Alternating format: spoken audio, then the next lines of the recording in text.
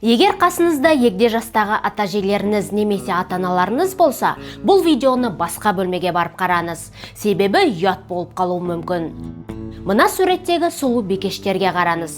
Қандай әдемі, әрі тал бойы кіршіксіз қыздар. Фигураларында мін жоқ, көздің жауын алады. Көріп тұрғандарыңыздай, сұлулар байқауына қатысып, жүлделі орындар алып тұр. Бірақ бұл қыздардың бір құпиясы бар. Олар қыздар емес, жігіттер. Мына суреттегі арулардың бәрі еркектер. Бұл Сәнім YouTube арнасы. Қош келдіңіздер.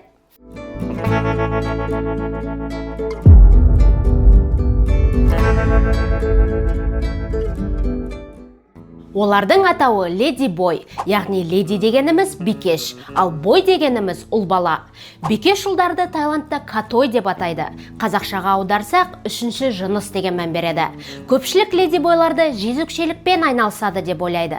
Әрине, ежелгі кәсіппен айналысатындары бар. Бірақ басым бөлігі қарапайым жұмыстар істейді. Бортсерік, мұғалім, балабақша тәрбиешілері, немесе сұлулық салон қызметкерлері. Сондай-ақ танымал актрисалар, модельдер, блогерлер және әншілер де бар. Тіпті арасында тай боксының чемпионы да бар.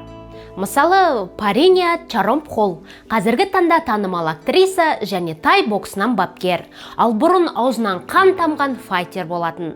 Рингте қарсыластарының бәрін жеңген чемпион. Бірақ соңғы жекпе-жектерінде кенеттен өзгере бастайды. Яғни рингке қыздар секілді боянып шыға бастаған. Жеңімпаз белбеуін алған соң, жекпе-жекті тастап, актриса әрі бапкер болып кетті. Ал 2003 жылы Паринияның өмірі жайлы автобиографиялық «Сұлу боксер» атты фильм жарық көрді. Қазіргі таңда сүйікті жары бар, бақытты өмір кешіп жатыр. Кейбір деректерге сүйенсек, бала асырап алып, ана болған көрінеді. Енді мына суретке қараңыздар. Бұл тайлық темір бикештер атты волейбол командасы. Команда мүшелерінің бәрі леди бойлар. Қоғамдық қарсылыққа қарамастан, бұл команда ұлттық сайыста чемпион атанған екен.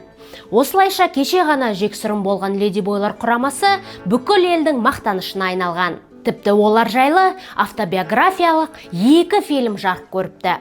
Мен қарап көруге тырыстым, бірақ мүлдем ұнамады. Фильм атауы Iron Ladies.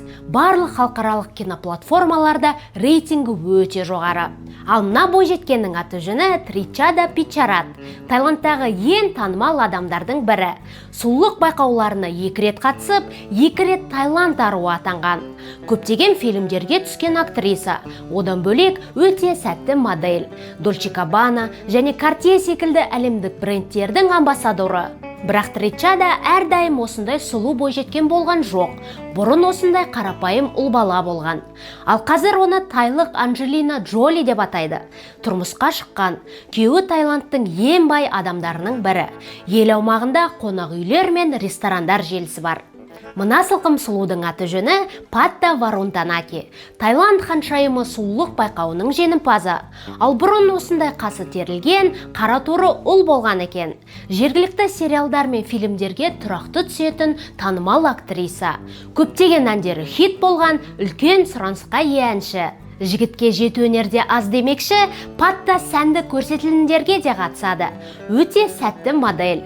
Ұзын сөздің қысқасы, Таиландтың жарқын жұлдызы. Жеке өміріне келсек, Паттада бәрі жақсы. Сүйікті жары бар. Күйеуімен бірге ортақ бизнеспен айналысады. Ал келесі қызымыздың аты жөні Джирачая Мо. Халықаралық ханшайым сұлулық байқауының жеңімпазы. Тал бойында мін жоқ бойжеткен. Бұрынғы кейпі мынандай болған. Қарапайым ұл баладан осындай сылқым сұлуға айналғанына таңғалып отырмын. Не дегенмен пластикалық отаның құдіреті керемет.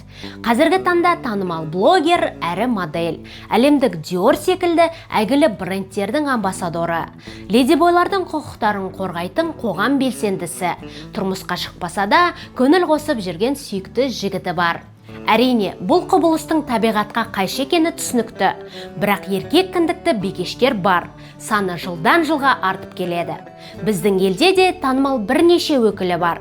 Біреу үшін бәлекет, біреу қолдайды. Ал басқалар бұған назар да салмайды. Сіздің пікіріңіз қандай? Осы видеода сізді таңғалдырған факт болды ма? Пікіріңізді міндетті түрде жаза кетіңіз. Егер сіздерге қызық болса, осы тақырыпта тағы да видео шығарамын. Солай. Кездескенше. Айтпақшы арнаға жазылып қойыңыздар.